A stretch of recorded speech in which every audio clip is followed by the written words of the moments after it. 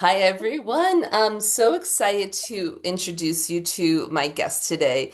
Her name is Bonnie Armstrong, and she has written a book about her memoirs, about a very, very intense, but also very interesting experience that she's had throughout her life.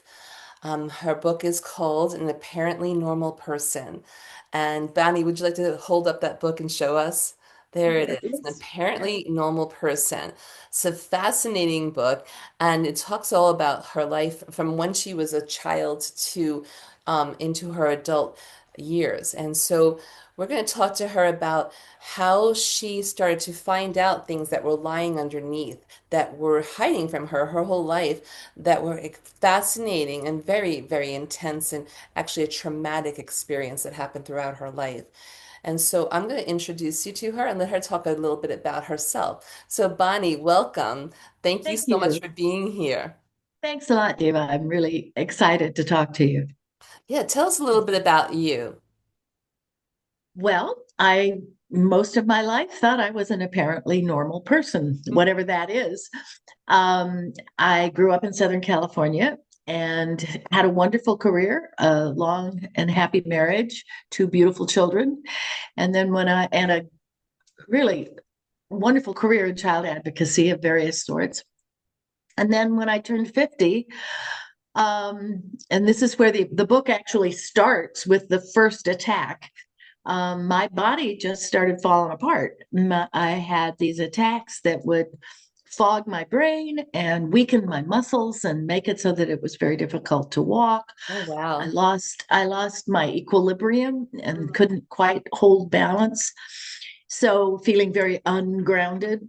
And took 6 years of lots and lots of tests and graduating through neurologists uh, until finally, this is 6 years in, a world class neurologist had me in telemetry with 40 electrodes in my head for Wow. 6 full days, Oh my trying God. to find whatever it was that was causing these awful attacks. Because I was had really degenerated quite a bit. And then she came in and sat on the bed and she said, "There is nothing medically wrong with you. Mm. We cannot find any medical cause for what's going on. And when that happens, we have to look for a psychological cause." Wow. And how did you feel when when she said that to you? I thought she was nuts.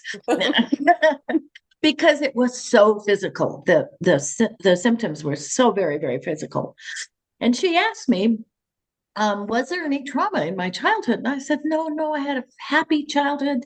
I was number two of seven children, and I was good at school, and I enjoyed life. And oh, yeah, there was that one time when I was 12, when I ate a bottle of aspirin trying to kill myself, but I never did figure out why.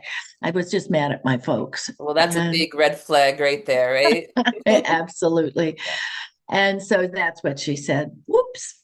She said, if you can go back and figure out what was troubling that 12-year-old, Mm. I think you will find the cause of this mystery illness. And she turned me over to a psychologist. And I think I only saw her one more time. She was, and I felt a little abandoned by the medical world, and shifted over to the mental health world, which I didn't understand at all. Yeah. But that was it. She was exactly right. And as my internal story started to unfold in the hands of a very skilled therapist, uh, every awful memory that came forward, my body was a little stronger. Something healed in my body. Really?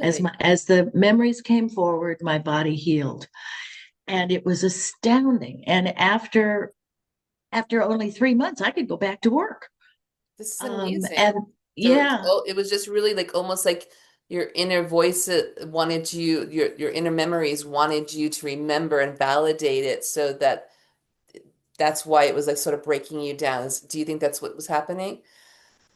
Yes, and what we learned over time is that um, every one of the physical and mental symptoms that I had, and people thought I was dying. I didn't realize that until later, but Oh, they were really worried about me. wow.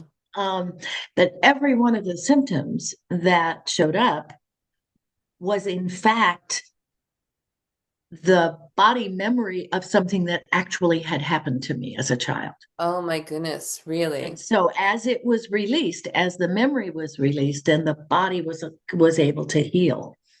And that so I would be able to walk a little farther. I would be able to go up 3 or 4 steps. I would be able, and then over time it got better and better. And I returned to being whatever normal was. But the things I was uncovering made me question whether there was anything real or true in life at all, whether my entire life had been a lie, because I was uncovering memories nobody wants to know. Incredible. And so what was the first memory that you remember it having during this process? The first memory, and these, I must tell you that trauma in a young child, and this all started when I was 2. Um, Trauma isn't coded in our brains the same way regular memory is.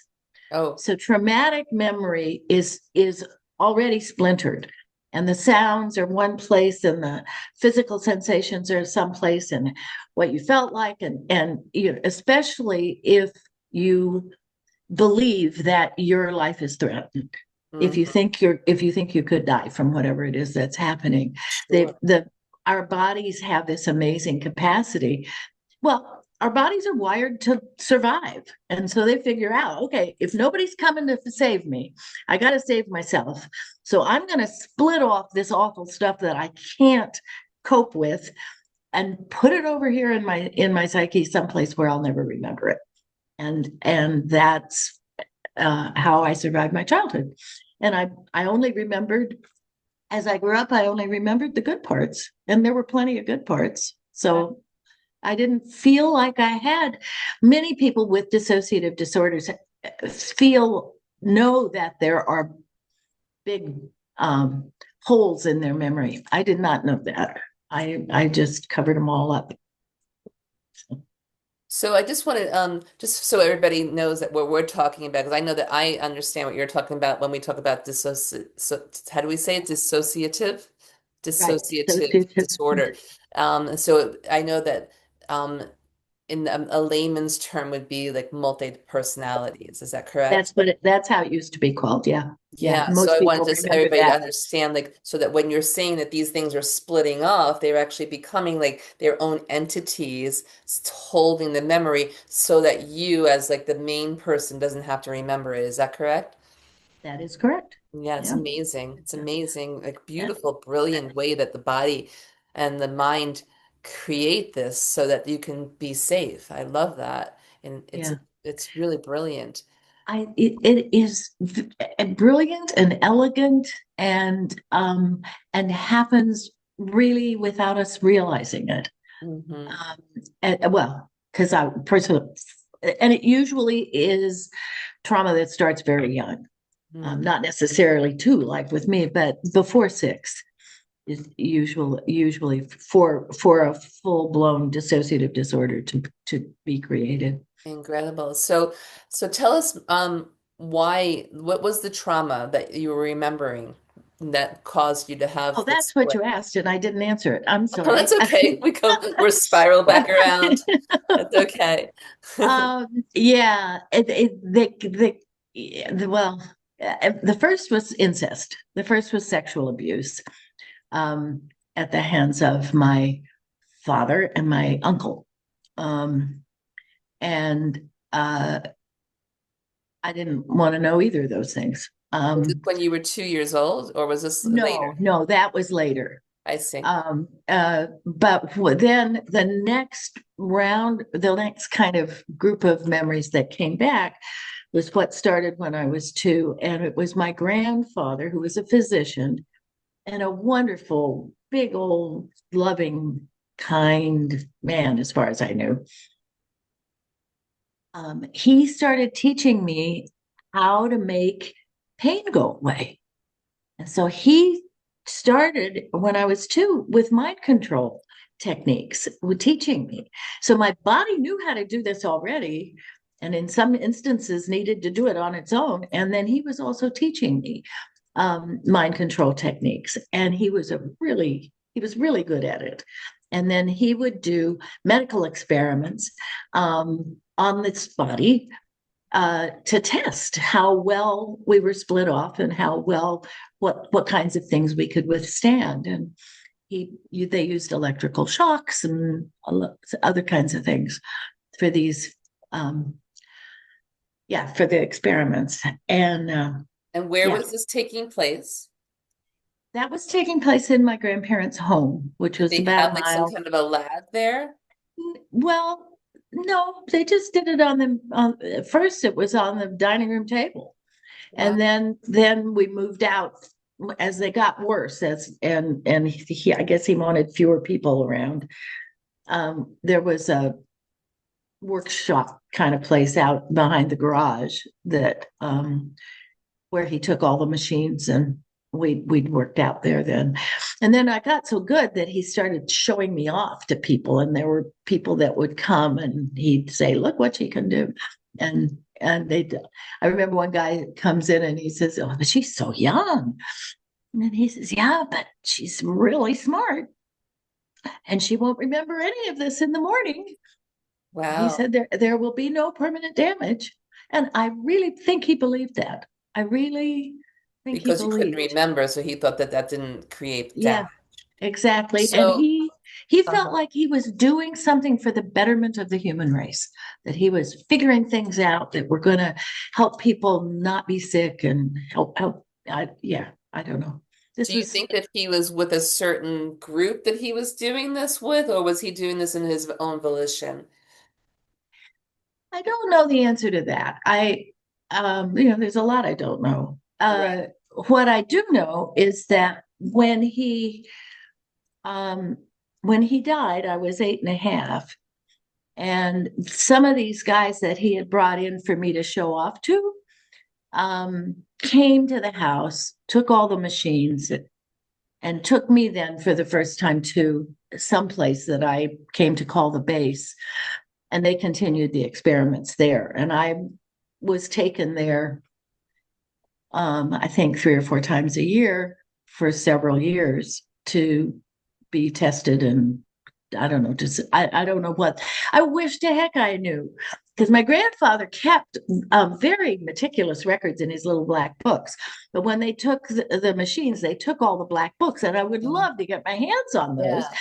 to find out what it was he thought he learned Mm. from me. And then further, when I got to the base, what were they trying to learn? What were they testing this little girl's body to about, and what did they want me? I didn't, what did they want from me? I never really knew that. I just was tortured whenever I went there and withstood it and went back to my uncle's house. So was it your Yeah, grandfather there when they brought you to the base, or was this now new people that were doing experiments, and this your was grandfather this yeah. no longer involved in it? He died. He was Oh, involved up until the time he died, I see. and in 1955, Mm. and that's when these others took forward. My uncle took me, so I had an uncle that was in some way involved, although he was never he never did anything overtly hurtful to me, but he did deliver me to wherever this was at the base. And what about your Um, grandma? Did you think that your grandma knew because they were doing it in the dining room, so she must have known oh about yeah, some she of was it. there. She was a nurse. She was there. She was Oh, involved. Yeah. okay. She was part of the She whole had thing. been in, she was an RN, and yeah, she was one of the helpers Right. in the experiments. And I must have been a pretty good case study. And I was told, I was always told by them that what I was doing, if I would do it really well, it would protect my brothers and sisters. And as I say, I was one of seven. And as far as any of us can tell, I did protect the younger kids. I did. It was they chose to do these things on me and not on the other kids. Okay, so So you were the only one out of all seven. Wow, that's pretty amazing. And you were the second child.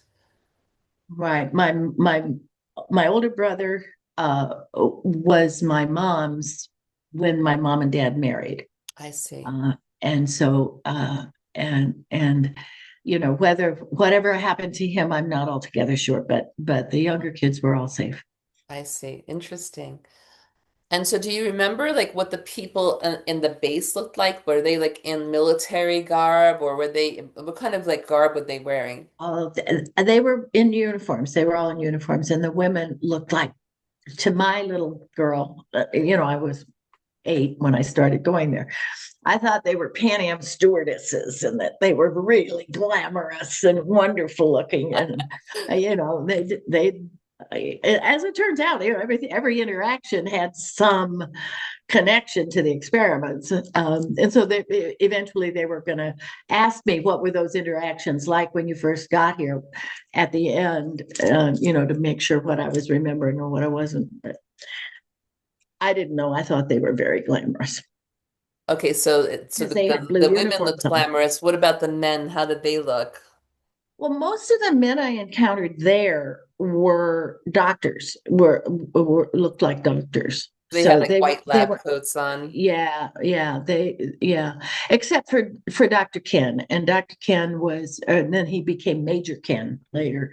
Wow. Um, he was the last person that I engaged with there after all the stuff, and his little trailer was sort of a safe space, kind of, in that I could rest and sleep, and he would help me not hurt so much from whatever it was that had happened. And I mean, Mm.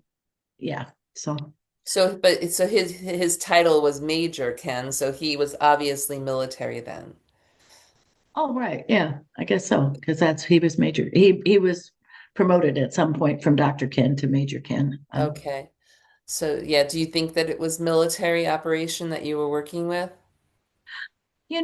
There are, I've of course done a lot of research trying to figure out that question. Hmm. And what I come across is that in the 70s, during part of which time I was in Washington, D.C., working with the Congress and the administration, but I really didn't remember all of this going on. But there were Senate hearings, and there was also House here and a presidential commission and all this stuff looking at um, CIA activities that involved civilians. And when I found this on the internet and started reading what had happened to people, it was like my whole body just engaged with it. So I think, and it was all the kinds of things they did to me.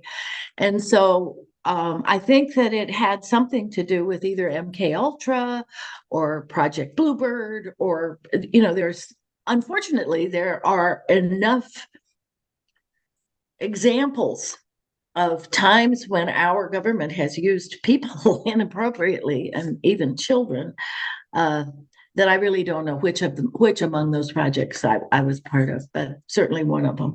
Right. Well, that's fascinating. Let's back up a moment so that like the people who are listening can maybe understand a little bit. Do you know like enough to tell us about like what MK Ultra and Project Bluebird are so that we can just get a little like background on that?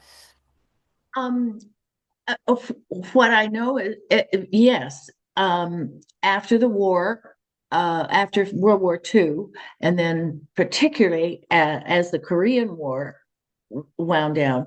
Um, well, first of all, after the World War II, Pro Operation Paperclip was the a thing that the government did. We didn't want to have the German scientists that did all the human experimentation during the war. We didn't want to have them go to Russia because we wanted to know what they'd learned. Oh, And so Operation Paperclip was the operation that they used to paperclip their passports and say this guy gets in because he was oh, part of the medical experimentation or whatever in Germany. And so that's one thing. We were trying to build off of what the Nazis learned from the medical experimentation they did on humans. And then in the Korean War, people got into this mind control idea that we could create the perfect spy, or we could protect our soldiers from being brainwashed. And everybody remembers, well, I don't know if everybody does, but there was there a book and movies called The Manchurian Candidate, where we could program people to do horrible things. And so this was a thing in the early 50s and late 40s. And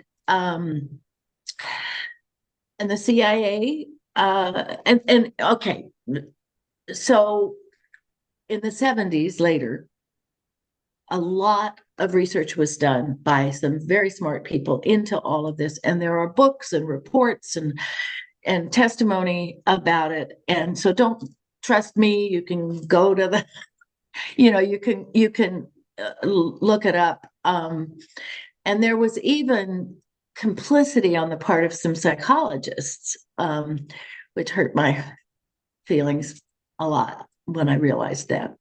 And that again, Colin Ross is a physician, a psychiatrist who work with people like me who were part of one or another of these projects and were specifically trained to split. Um, this question of dissociation can happen in either of those ways.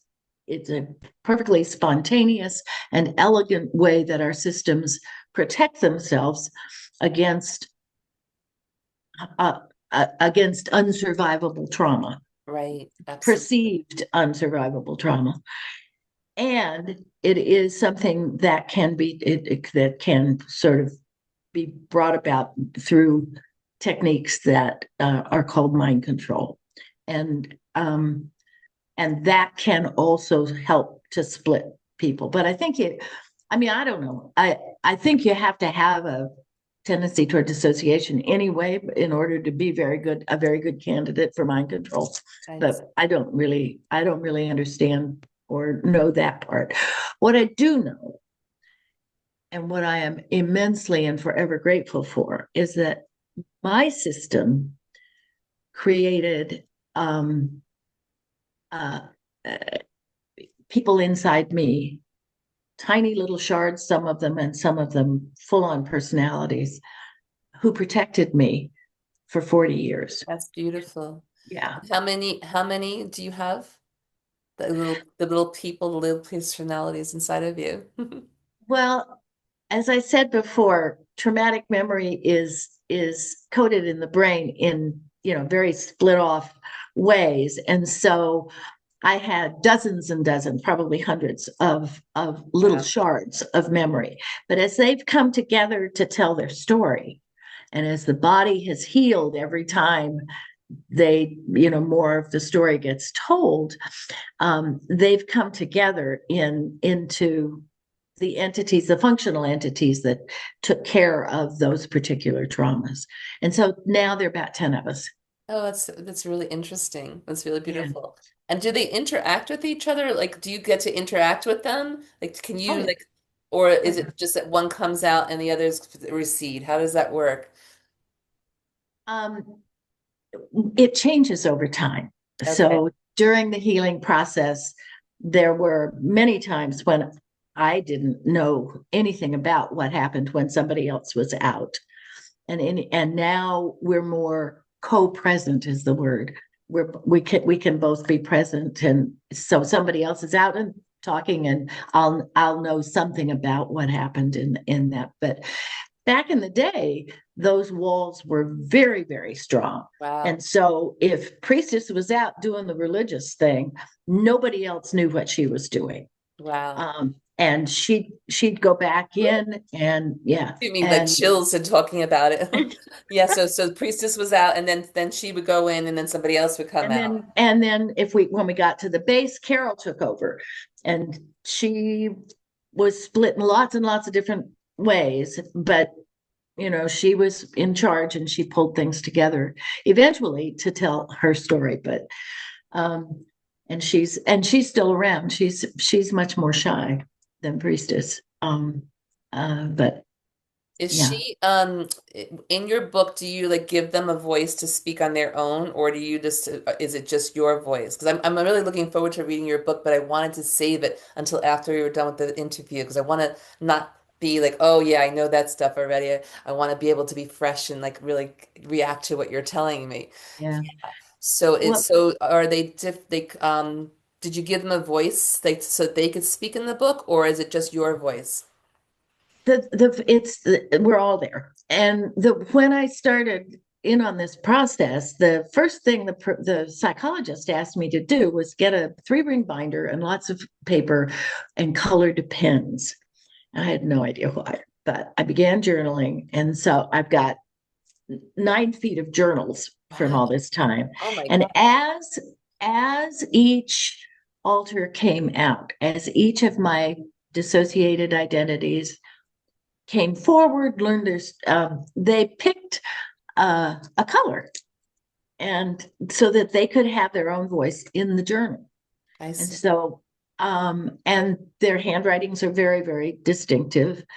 And so each one had the opportunity to express themselves specifically, both in the journal and in the psychologist's office, which was called the green room. Oh. And um, and I did the audiobook. And when I got to those parts, they did wanted to speak their own parts. So, Oh, so I they think I'm going to listen to the audiobook. I think that sounds like so fun. well, it's pretty subtle. Sometimes it's really subtle, and sometimes it's much Hmm. more noticeable. But Um, but their voices are both in the book and on the audiobook. Yeah. okay, beautiful. Thank you. And so